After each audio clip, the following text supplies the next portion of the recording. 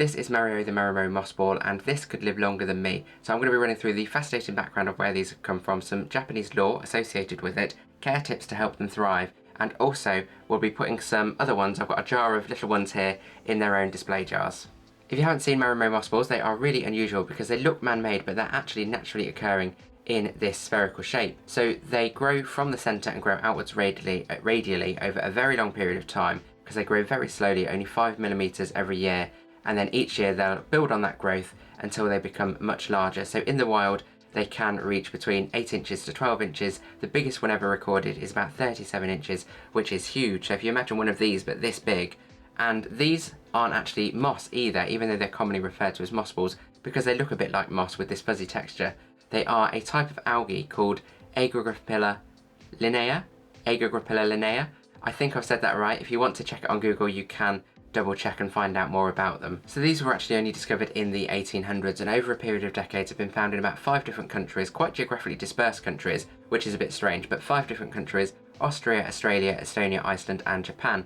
So they seem to have most of their significance in Japan, with a fascinating origin story which I will share with you next, as well as why they are so significant and some of the meaning behind them. So when these were discovered in Japan, there is some lore surrounding their origins or how they came to be, and it's a really fascinating story. And there are a couple of different endings depending on the source material, so you can take whichever ending you prefer, but the meaning behind them, why they make such wonderful gifts, and why they've had an impact on Japanese culture and further afield, remains the same. So these are symbols of everlasting love and friendship, and also believed to bring prosperity or good luck. So as I said earlier as well, they can outlive me, they can grow for many years. The oldest one I think is about 200 years old, so they can be passed down between generations and almost become a plant or an heirloom plant of the family. So there's lots of really nice meaning behind these. So the origin story, it's about a love story between the daughter of a chief of the Ainu Tribe and a commoner that she met and fell in love with. So their love grew over time, and they decided to announce it to the chief to get his permission to be together. However, because of their difference in stations, their love was denied and they were told to stop seeing each other.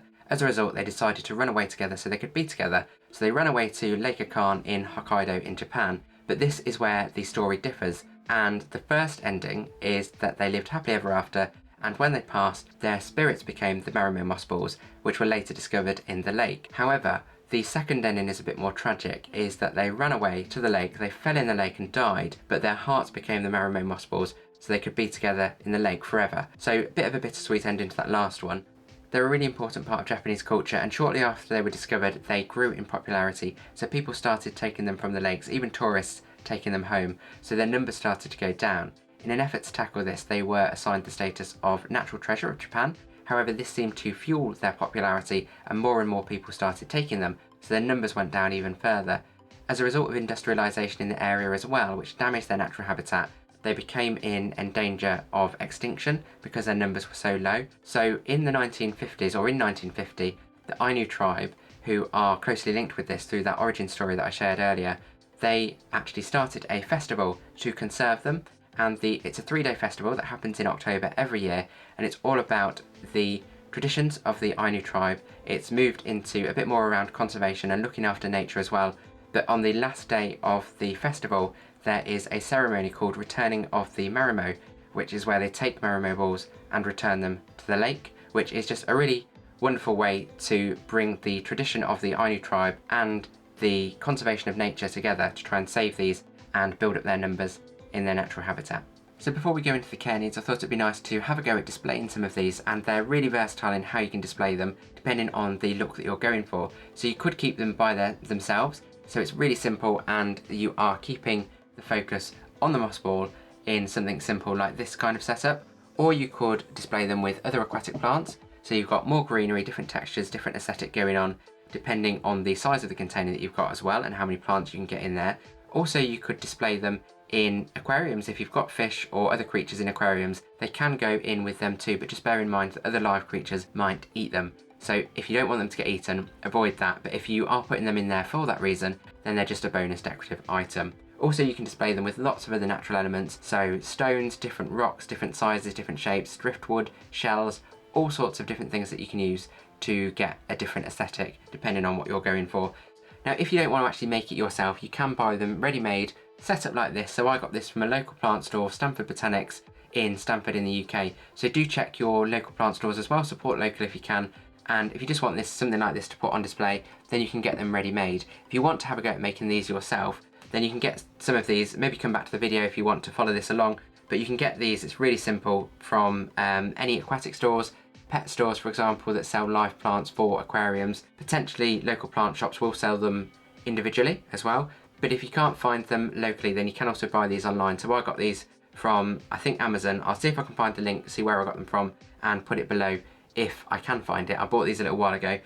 So let's get started. Of course, you'll need your moss balls, so I've just taken these out. These aren't like fish, they don't need to be submerged at all times, so these will be fine just here for now, but they will go back into the water shortly. Then the container, so I've just rinsed this out. This is just a cube container with a lid, and this should look really good once we've got everything in there from all the different angles.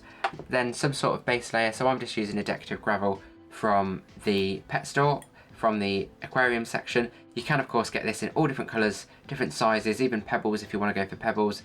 But I really like this one because it's multicoloured, it's gemstones, different gemstones like amethyst, quartz, tiger's eye and so on. So I just like that it was multicoloured and it's got a bit of a shine to it. And then that matches the rock that we'll be using, which is a chunk of, I think it's rose quartz, but it's got a nice shine to it. So once that's in with the other smaller gemstones, that should look really nice once it's in the cube. You can use tongs, but you don't need to if you're happy using your hands. It depends on the neck of the container that you're using and how easy it is to move things around. Now it's really easy to get started. All I'm going to do is put the gravel in as the first layer, and hopefully this doesn't go everywhere.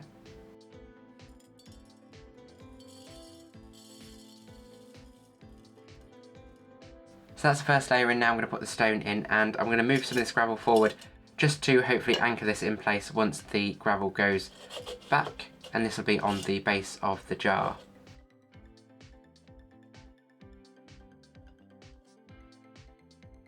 So that's both of the elements that we'll be using in place. Now I'm just going to put the water in before we put the moss balls in.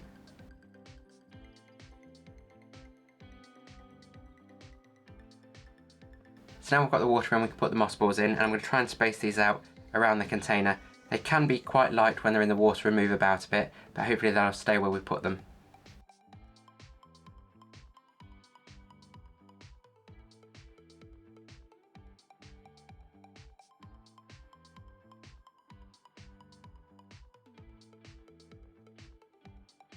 So I've just put the lid on as I've now completed this container. So all I've done is put the mixed gemstone gravel in with the larger piece for the structural element, and then I've placed the moss balls at different intervals around the container so that wherever we're looking at this from, we should be able to see them.